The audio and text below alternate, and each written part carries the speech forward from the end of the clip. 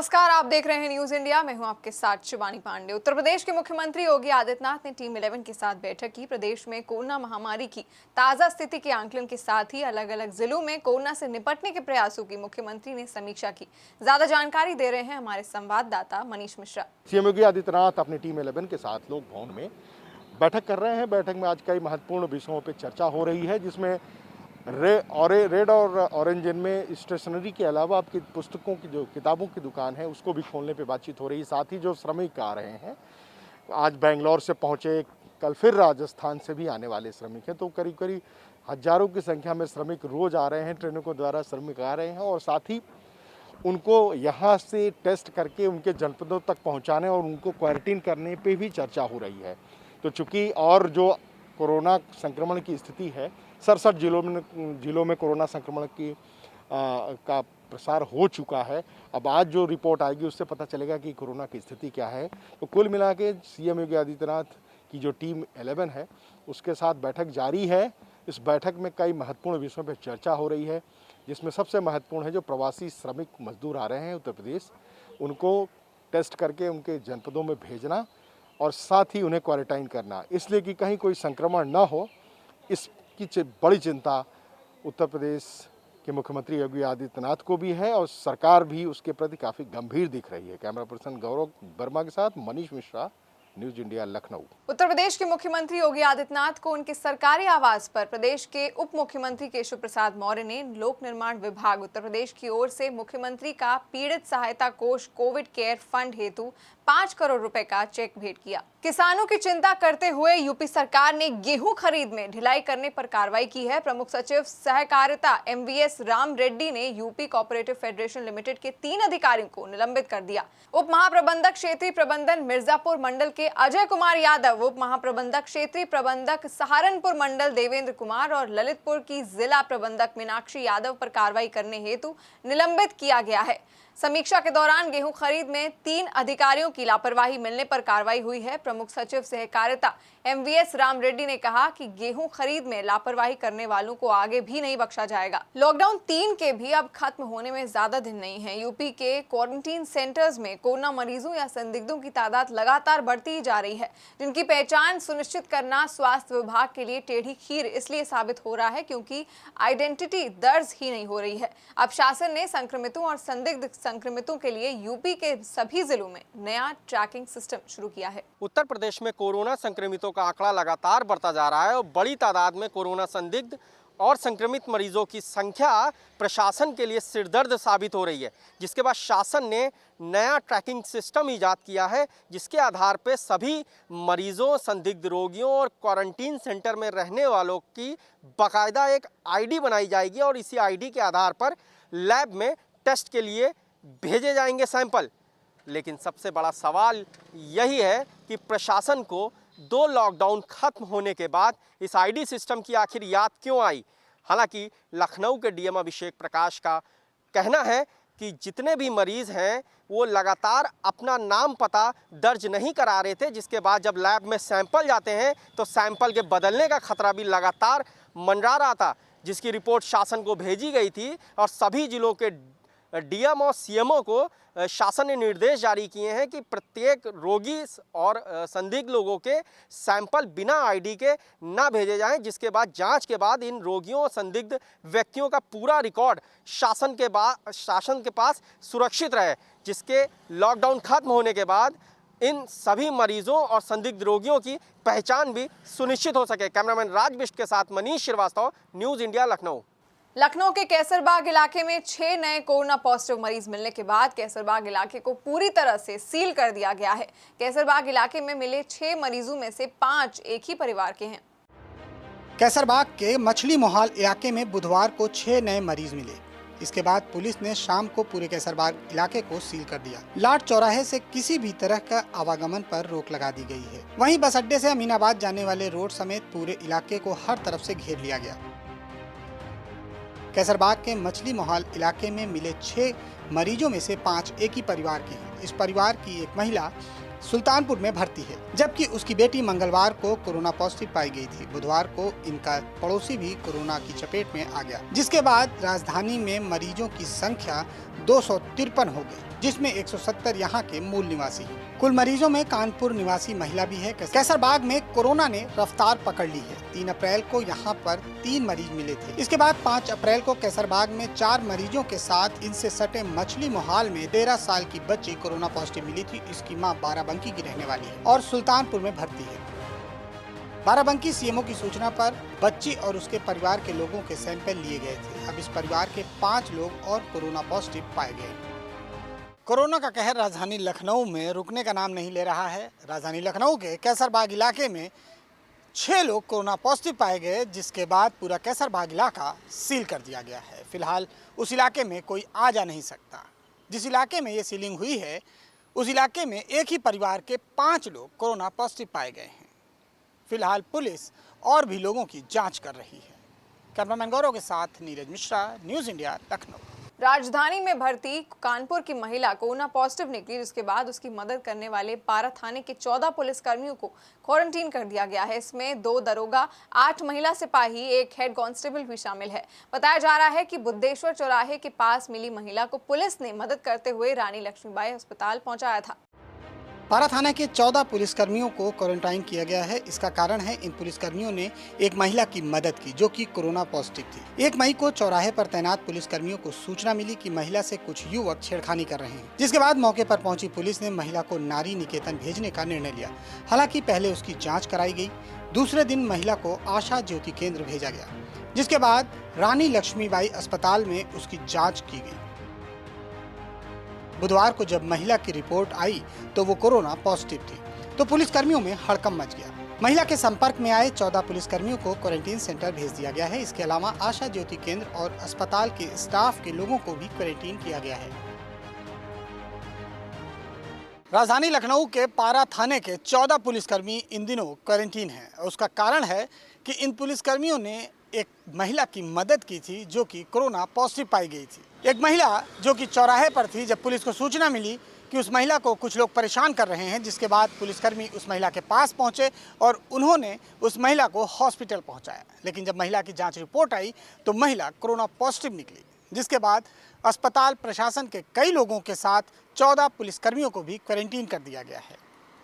Cameraman गौरव के साथ Neeraj Mishra, news India, Lucknow. Corona महामारी के दौरान भी भ्रष्टों का खेल जारी है। लखनऊ में अब राशन घोटाला सामने आया है। राजधानी की चारों तहसीलों और नगर निगम के कम्युनिटी किचन से गरीबों को घटिया खाना बांटा जा रहा था। हजारों घटिया राशन किटों के खेल का खुलासा होने के बाद लखनऊ प्रशासन भले ही FIR कराने की दुहाई दे रहा है, लेकिन आपातकाल के दौरान भी गरीबों संग इस भद्दे मजाक के जिम्मेदार अफसरों पर कोई कार्रवाई नहीं की गई। घटिया चावल और अधपकी दाल। लखनऊ की सदर, मोहनलालगंज, सरोजनी नगर और अन्य तहसीलों में बांटी जा रही गरीबों की राशन किट का असली सच यही है। मिसेस शांति भोग फूड प्रोडक्ट ने घटिया राशन दिया था। अब SDM प्रशासन अमरपाल सिंह ने जांच के बाद FIR कराई है। एक ऑनलाइन टेंडर कराया गया था जिला प्रशासन के द्वारा। उसमें जो है एक शांति फर्म है, फूड एग्रो करके है, तो वो मुरादाबाद की फर्म है, उन्होंने उसमें टेंडर डाला था। ADM सिविल सप्लाई की अध्यक्षता में हम लोगों ने टीम बनाई थी। उनके द्वारा उनका जो तहसीलों में किट भेजी गई थी उनका परीक्षण कराया गया।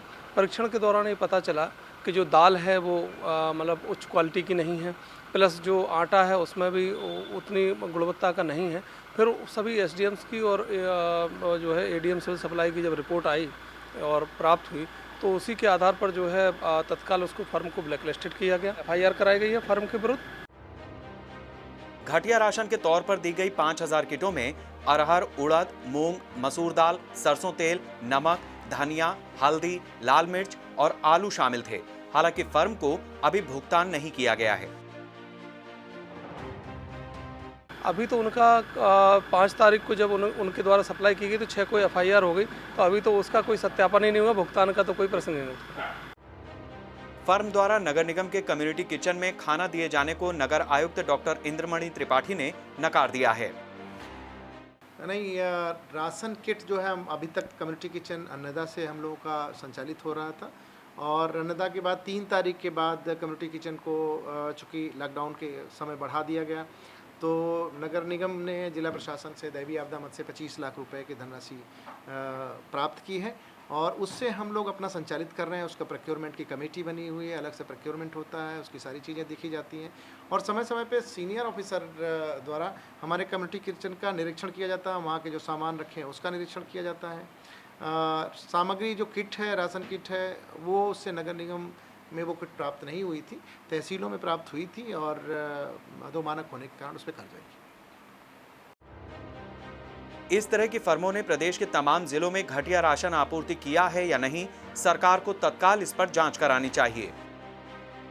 कुछ दिन पहले ही राजाजीपुरम का एक वीडियो वायरल हुआ था जिसमें एफसीआई गोदाम के बाहर ट्रक सरकारी राशन की कालाबाजारी कर रहे थे, जिसमें अभी तक प्रशासनिक अफसरों ने कोई कार्रवाई नहीं की और अब सरकारी राशन किट घटिया पाई गई है। हालांकि एफआईआर तो जरूर अफसरों ने दर्ज करा दी है, लेकिन प्रदेश के बाकी जिलों में क्या ऐसी ही फर्मों द्वारा घटिया राशन किट आपूर्ति की गई थी, ये देखने की जिम्मेदारी भी सरकार और प्रशासनिक अफसरों की है। कैमरामैन गौरव वर्मा के साथ मनीष श्रीवास्तव, न्यूज इंडिया, लखनऊ। 7 मई को हर वर्ष एथलेटिक्स दिवस मनाया जाता है। इसका मकसद खेल के रूप में युवाओं के बीच एथलेटिक्स को बढ़ावा देना है। एथलेटिक्स दिवस के साथ साथ आज देश भर में बुद्ध पूर्णिमा का भी सुअवसर है। आज बुद्ध पूर्णिमा के साथ साथ विश्व एथलेटिक दिवस भी है। विश्व एथलेटिक दिवस पहली बार 1996 में मनाया गया था। एक कहावत है, स्वस्थ शरीर में स्वस्थ दिमाग होता है। यह दिवस खेल प्रतियोगिताओं को बढ़ावा देने के लिए मनाया जाता है। इसी सिलसिले में हम मार्शल आर्ट ड्रैगन एकेडमी से जानेंगे कि कोरोना जैसी महामारी के बीच हम घर बैठे खुद को कैसे फिट रख सकते हैं।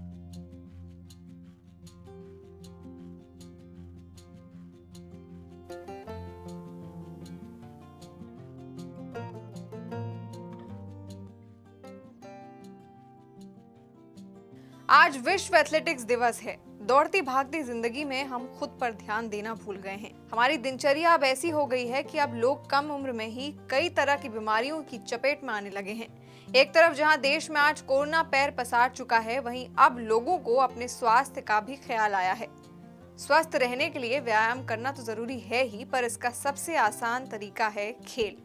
लोगों और खासतौर पर युवाओं को खेल के प्रति जागरूक करने के लिए हर वर्ष 7 मई को विश्व एथलेटिक्स दिवस मनाया जाता है।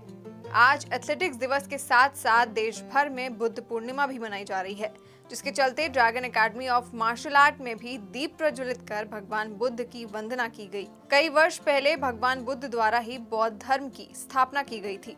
मार्शल आर्ट और कुंफू की कला के जनक थे बोधिधर्मन, जिन्होंने चीन में बौद्ध धर्म की स्थापना की थी। बोधिधर्मन एक बौद्ध भिक्षु थे और बौद्ध धर्म के अनुयायी। मार्शल आर्ट एक ऐसी कला है जो शरीर के साथ साथ मानसिक रूप से भी मनुष्य को स्वस्थ बनाती है। विश्व एथलेटिक्स दिवस और बुद्ध पूर्णिमा के अवसर पर इंटरनेशनल मार्शल आर्ट कोच ज्ञान प्रकाश त्रिपाठी ने भी लोगों को बुद्ध पूर्णिमा की बधाई देते हुए एथलेटिक्स दिवस के अवसर पर खुद को स्वस्थ रखने की अपील की। ये एक बहुत ही महत्वपूर्ण दिन है कि आध्यात्म से संबंधित बुद्ध पूर्णिमा, जो कि पूरे विश्व में शांति की कामना करती है और पूरे विश्व के लोगों को एक सूत्र में बांधने का काम करती है। आज जहाँ पूरा विश्व इस दिवस के तहत आध्यात्म के माध्यम से अपने आप को शांति प्रदान कर रहा है। लॉकडाउन के माध्यम से सभी लोग अपने घर में हैं और बुद्ध पूर्णिमा बना रहे हैं। मैं उन सभी को शुभकामनाएं प्रेषित करता हूं। मैं इस अवसर पर ड्रैगन एकेडमी की ओर से सभी लोगों को यह संवाद स्थापित करना चाहूँगा कि व्यायाम के माध्यम से और साथ ही साथ में आध्यात्म के माध्यम से अपने जीवन को बहुत बेहतर बना सकते हैं। आज चूँकि विश्व एथलेटिक दिवस है, ये अंतर्राष्ट्रीय एथलेटिक संघ के माध्यम से प्रयास प्रारंभ किया गया कि पूरा विश्व खेल के प्रति एक भाव से समरूपता स्थापित करे और साथ ही साथ में खेल के माध्यम से अपने आप को स्वस्थ रखें। बहुत ज़रूरी है, क्योंकि ज़रूरी नहीं है कि फिट रखने के लिए एक्सरसाइज किया जाए। हमें अपना इम्यूनिटी सिस्टम भी बेहतर बनाए रखना है। हमें अपने शरीर में कैल्शियम की कमी को भी भरपूर पूरी करते रहना है और उसके लिए ज़रूरी नहीं कि हम बहुत चीज़ें खाए पिए। कैल्शियम की कमी हम सुबह 7 बजे तक की 7:30 बजे तक की धूप लेकर के पूरी कर सकते हैं। और जो आपके घर में है हेल्दी फूड खाइए। मैं घर पे टाइम टू टाइम एक्सरसाइज करता हूँ, जैसे मॉर्निंग हो गई, इवनिंग हो गई, 2 टाइम पे एक्सरसाइज करता हूँ। ज़्यादातर एक्सरसाइज में क्या होता है कि आप एक्टिविटी करते हैं, रनिंग करते हैं, ये सब चीज़ें करते हैं, तो उसकी बजाय भी आप छोटी मोटी एक्सरसाइजेज से अपना स्टैमिना, मसल्स पावर, इन सबको बिल्ड कर सकते हैं और आप अच्छे से अपने आप को इम्यूनिटी बढ़ा सकते हैं। विश्व एथलेटिक दिवस का मूल उद्देश्य बचपन से ही छात्रों के बीच खेल संस्कृति को बढ़ावा देना है, ताकि राष्ट्रमंडल, ओलंपिक और एशियाई जैसे खेलों में अच्छे परिणाम दे सके। कैमरा पर्सन सतीश श्रीवास्तव के साथ Ragini Pandey, news India, Lucknow. UP में कोरोना संक्रमण तेजी से पैर पसार रहा है। कोरोना वॉरियर्स भी इससे अछूते नहीं हैं। डॉक्टर्स के बाद अब लखनऊ में सफाई कर्मियों को भी कोरोना अपनी चपेट में ले रहा है। मछली मोहाल इलाके में सफाई सुपरवाइजर के कोरोना पॉजिटिव निकलने के बाद नगर निगम के करीब 10,000 सफाई कर्मियों की कोरोना से सुरक्षा कैसे सुनिश्चित होगी, ये एक बड़ा सवाल है। राजधानी के मछली मोहाल इलाके में सफाई सुपरवाइजर के कोरोना पॉजिटिव पाए जाने के बाद नगर निगम के कोरोना वॉरियर्स भी दहशत में हैं। लखनऊ की सड़कों पर कार्यदायी संस्थाओं को मिलाकर करीब 10,000 कोरोना वीरों की फौज साफ सफाई के सहारे वायरस को हराने में शिद्दत से जुटी है। कोरोना हॉटस्पॉट में भी इन सफाई कर्मियों की ड्यूटी लगाई गई है, जिससे सफाई कर्मियों के ऊपर कोरोना संक्रमण का खतरा लगातार मंडरा रहा है। हालांकि नगर आयुक्त डॉक्टर इंद्रमणि त्रिपाठी के मुताबिक सभी जरूरी इंतजाम पहले से किए गए हैं। आज जो सफाई कर्मचारी हमारा सुपरवाइजर है सुनील, वो कोविड पॉजिटिव पाया गया। उसके सामने जस्ट एक महिला रह रही थी जो कोविड पाई गई थी उसके पड़ोस में, और उनसे कैरियर के रूप में उस तक पहुंचा है। तो मछली मोहाल में उधर पूरा सीलिंग की कार्रवाई कर दी, सभी को क्वारंटाइन में भेज दिया गया, 40 लोगों को, और पूरे एरिया को कंटेनमेंट जोन घोषित करते हुए सारी कार्रवाइयाँ की जा रही। उसके साथ के जो बीट के 40 लोग थे उस बीट में, उन सभी सफाई कर्मचारियों का टेस्ट हो चुका है। टेस्ट रिपोर्ट अवेटेड है, और जैसा भी टेस्ट आएगा उसके बाद हम लोग कार्रवाई करेंगे। नगर निगम कर्मचारी संघ ने 24 और 28 अप्रैल को कोरोना से बचाव के संबंध में नगर आयुक्त को 2 पत्र लिखे थे, जिसमें साफ दिया है कि लखनऊ के सफाई कर्मी और अधिकारी बिना किसी बचाव किट और सुरक्षा उपकरण के अपनी जान जोखिम में डालकर ड्यूटी कर रहे हैं, जिसके मद्देनजर रोस्टर सिस्टम लागू किया जाए। लेकिन अभी तक नगर निगम में इसको लागू नहीं किया गया है। सिर्फ यही नहीं, अब प्रशासन ने नगर निगम कर्मियों को घर घर जाकर गृहकर वसूली और राशन कार्ड बनाए जाने के भी आदेश दिए हैं, जिसके बाद नगर निगम कर्मियों की सुरक्षा खतरे में जरूर आ गई है। लखनऊ के कोरोना वॉरियर्स की सुरक्षा सबसे ज्यादा जरूरी है, क्योंकि इन्हीं के कंधों पर हमें और आपको कोरोना से बचाने की जिम्मेदारी भी है। नगर निगम कर्मचारी संघ लखनऊ द्वारा नगर निगम प्रशासन को ये पूर्व में ही अवगत कराया गया था पत्र के माध्यम से कि जो भी कर्मचारी लगातार 1 महीने से 8 घंटे से अधिक 10-10, 12-12 घंटे अपनी जान को जोखिम में डालकर लखनऊ वासियों को कोविड-19 के बचाव और सुरक्षा में अपना योगदान दे रहे हैं, उन कर्मचारियों को तो सबसे पहले शिफ्ट वाइज उनकी ड्यूटी कराई जानी चाहिए। और दूसरा, जो भी कर्मचारी हमारा, चाहे सफाई कर्मचारी हो या वो राजस्व निरीक्षक हो या लिपिक हो या अधिकारी भी हो, उनको सुरक्षा किट उपलब्ध कराई जानी चाहिए। और जो कर्मचारी लगातार काम कर चुके हैं, 1 महीने से ज़्यादा कर रहे हैं, और हॉटस्पॉट इलाके में जिन्होंने काम किया है, ये प्रशासन से मांग की गई थी, इनकी भी कोरोना संबंधी जांच कराई जाए। कोरोना वॉरियर्स को संक्रमण से बचाने की जिम्मेदारी भी अफसरों की है। नगर निगम में सफाई सुपरवाइजर कोरोना पॉजिटिव पाए जाने के बाद बाकी सफाई कर्मियों में भी कोरोना को लेकर के दहशत तेजी से फैल रही है। वहीं नगर निगम कर्मचारी संघ ने भी अपनी कुछ मांगें प्रशासन के समक्ष रखी थीं, जो अभी तक पूरी नहीं की गई हैं। ऐसे में नगर आयुक्त को ये भी सोचना होगा कि इन सफाई कर्मियों की सुरक्षा कैसे सुनिश्चित होगी। कैमरामैन गौरव वर्मा के साथ मनीष श्रीवास्तव, न्यूज़ इंडिया, लखनऊ। तो फिलहाल के लिए इतना ही, लेते हैं एक छोटा सा ब्रेक, जल्द लौटेंगे।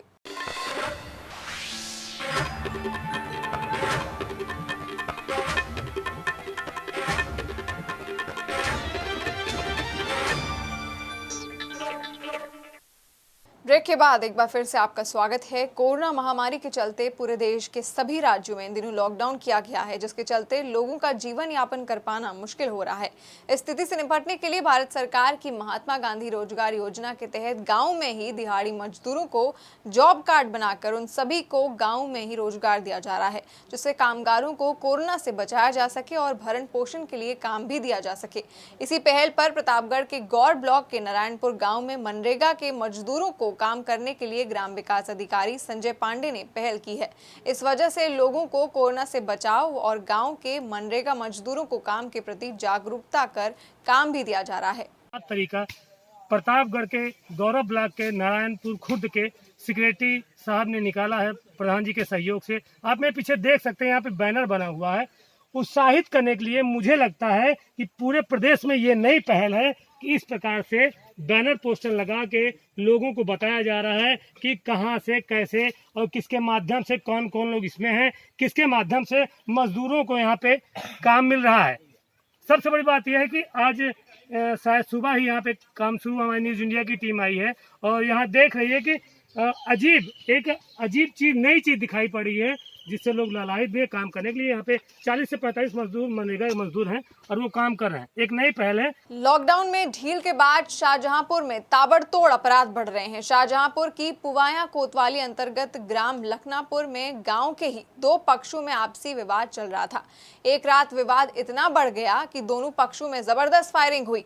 फायरिंग के दौरान लखनापुर के रमेश के गोली लगी और उसे आनन फानन में प्राथमिक स्वास्थ्य केंद्र लाया गया, जहां से उसे जिला अस्पताल रेफर कर दिया गया, जहां आज सुबह तड़के उसकी मौत हो गई है। मृतक के परिवार वालों ने दूसरे पक्ष के लोगों को नामजद करते हुए रिपोर्ट दर्ज कराई है। इसमें पुलिस ने कुछ लोगों को हिरासत में भी लिया है और पूछताछ कर रही है। हत्या में प्रयुक्त असलहा भी बरामद कर लिया गया है। लखनापुर में गोली चलने से एक व्यक्ति को इंजरी हुआ था, तो चिकित्सा के दौरान इसका मृत्यु हुआ है और इस संबंध में परिवार वालों ने जो मुकदमा लिखवाए हैं, तो कुछ लोगों को हिरासत में लेकर पूछताछ की जा रही है और उनका असला भी बरामद हुआ है और इनका इन डिटेल इंट्रोगेशन चल रहा है। संभल पुलिस ने 2 इनामी बदमाशों को मुठभेड़ के बाद गिरफ्तार किया है। चंदौसी कोतवाली क्षेत्र के पतरुआ चौराहे के पास पुलिस और बदमाशों की वाहन चेकिंग के दौरान मुठभेड़ हुई। पुलिस ने 25,000 के इनामी बदमाश नसीम को गोली लगने के बाद गिरफ्तार किया है, जबकि बदमाश का एक साथी भागने में कामयाब रहा, जिसकी तलाश चल रही है। पुलिस ने बदमाश के पास से बाइक, तमंचा और कारतूस बरामद किए हैं। गिरफ्तार बदमाश पर गैंगस्टर सहित करीब आधा दर्जन से अधिक मामले दर्ज हैं। मुठभेड़ में पुलिस का एक कांस्टेबल रोहित भी बदमाशों की गोली से घायल हुआ है। जनपद संभल में वाहन चेकिंग चल रही थी। इसी दौरान 2 अपराधियों को रोकने की कोशिश की गई, जिन्होंने पुलिस पे फायर किया, जिसमें हमारा एक कांस्टेबल घायल हुआ और उसी काउंटर फायरिंग में एक अपराधी भी घायल हुआ है। ये पथरौआ चौराहा के पास में, और इसके बाद इन लोगों को अभी हॉस्पिटल भेजा गया है। जब इनके बारे में जानकारी की गई तो नसीम नाम का अपराधी है, जो असमौली थाना क्षेत्र का रहने वाला है और नखासा थाना क्षेत्र से वांछित था। ये गैंगस्टर एक्ट का वांछित अपराधी था, 25,000 का इनामी अपराधी था। इसकी क्रिमिनल हिस्ट्री जो पता की गई है तो लगभग आधा दर्जन केसेज हैं इसके ऊपर, और अभी एक तमंचा और कारतूस मोटरसाइकिल बरामद हुई है। बाकी की जानकारी अभी की जा रही है। हापुड़ में आंधी बारिश के चलते आम को सबसे ज्यादा नुकसान पहुंचा है। आंधी के चलते बागों में कच्चे आमों के ढेर लगे हैं, जिस कारण किसानों के चेहरे पर मायूसी छाई हुई है। आंधी तूफान के चलते 40 से 45% आम की फसल बर्बाद हो गई है। आंधी से टूटे कच्चे आम के लिए बाजार और मंडी में भी उचित खरीदार नहीं मिलते। ऐसे में बाग स्वामियों को जैसे तैसे आम बेचने के लिए मजबूर होना पड़ रहा है। आंधी आई, आंधी में सारा आम नीचे गिर गया। गिरने के बाद में ये मंडी ले जाते हैं, मंडी नहीं बिकता है, बागन में सूख रहा है, छोटी छोटी आम ही नीचे पड़ी है। इसी हिसाब से तो हम तो गरीब आदमी हैं, वैसे मर जाएंगे हम। अब जो दवा लेने जाते हैं तो मार्केट बंद पाती है। लॉकडाउन ज़्यादा टाइम से लगा हुआ है। अब ये पका में तो पक नहीं रहा, इसे तोड़ा है तो कहाँ ले जाऊँ मैं। थोड़ा बहुत आम बच रहा है, सारा नीचे गिर लिया। अब की बार ऐसी फसल हुई थी बढ़िया, 40% 45% तो सोच रहे थे ऐसे होएगा। दवा नहीं मिल पाई हमको, ना कुछ हो पाया। लॉकडाउन की वजह से कुछ हम गुजारिश करेंगे ऐसे तो हमें भी कुछ मुआवजा मिले, हम भी अपने बच्चे को भी देखें कुछ। महाराष्ट्र में फंसे 1487 श्रमिक स्पेशल ट्रेन से सीतापुर पहुंच गए। सभी के चेहरे पर सुकून देखा गया। ट्रेन से आए लखीमपुर के लोगों को रोडवेज की बसों से भेजा जा रहा है। रेलवे स्टेशन पर गाइडलाइंस का पालन किया जा रहा है। यात्रियों को लेकर पहुंची ट्रेन को पहले सैनिटाइज किया गया। सबसे पहले लखीमपुर के यात्रियों को ट्रेन से उतारा गया। उन्हें सैनिटाइज कर भोजन पानी देकर लखीमपुर के लिए बस में बिठाकर रवाना किया गया। इसके बाद सीतापुर के सैकड़ों लोगों को ट्रेन से उतारा गया, साथ ही उन लोगों को भी सैनिटाइज किया गया।